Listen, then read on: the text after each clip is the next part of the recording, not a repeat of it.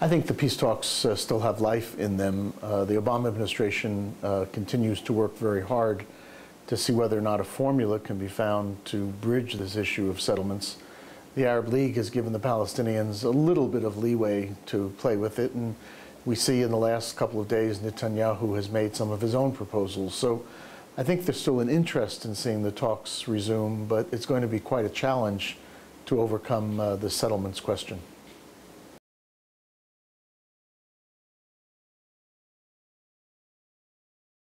I would actually like to see something a little bit broader. Settlements are certainly important, and they're certainly an impediment to progress in the peace process, but they're not the only issue. You have a lot of substantive problems. You've got challenges on the Palestinian side, such as incitement, such as groups that are still thinking about or practicing terrorism.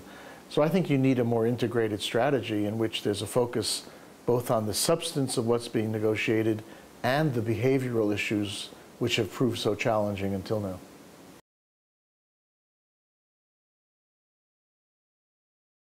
Well, he says he is. He gave a speech a year and a half ago at Bar Ilan University in Israel, in which, for the first time, a Likud prime minister did commit to a Palestinian state living side by side with the state of Israel. Prime Minister Netanyahu had two important conditions, one of which was that Israel's security be enhanced as a result of an agreement, and secondly, the idea of recognition of Israel as a Jewish state. I think both of those will represent challenges within the context of negotiations, but I think for the time being we have to take Netanyahu at his word. He says he's ready to negotiate an outcome which results in a Palestinian state, and I'd like to see us try to achieve that.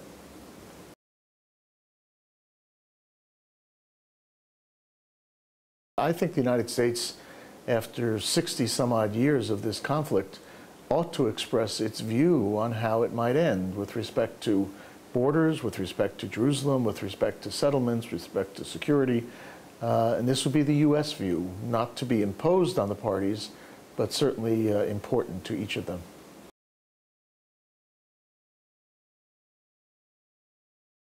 I don't believe Hamas is powerful enough to scuttle a deal. They certainly can make it hard to achieve it. They can inflict pain on both Israelis and Palestinians and make it much more challenging for the leaders to be able to sustain a negotiation. But the public opinion polling in both societies indicates a great reservoir of support for a peace process. And I think Hamas understands this and knows that it may influence the negotiations, but doesn't want to run against the tide of Palestinian opinion that would like to see an end to this conflict.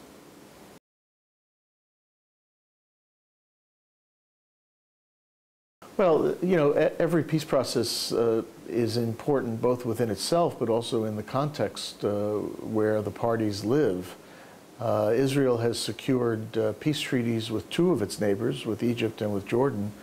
And I think in the future would like to see not just the immediate neighbors living at peace with Israel, but also in the broader neighborhood throughout the region. In 2002, the Arab states articulated an Arab peace initiative. It represents a major advance in the Arab position. So I think there is reason to believe not only that it's important to secure Arab support, but also that that support may be forthcoming under the right circumstances.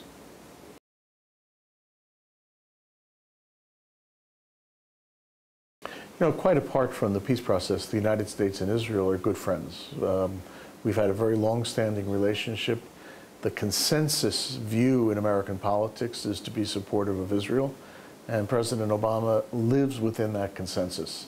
He may be prepared to put a little more pressure than some others.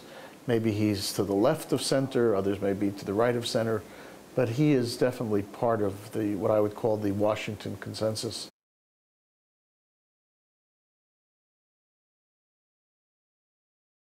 Well, Scott and I believed at the beginning of the administration that we actually had a significant impact on the president's decision early on to appoint a senior mediator, Senator Mitchell. In the way he articulated American interests, it almost looked as though the script had been written for him in our book. Now, I know that's a conceit, that authors like to believe, but it looked pretty good for a while.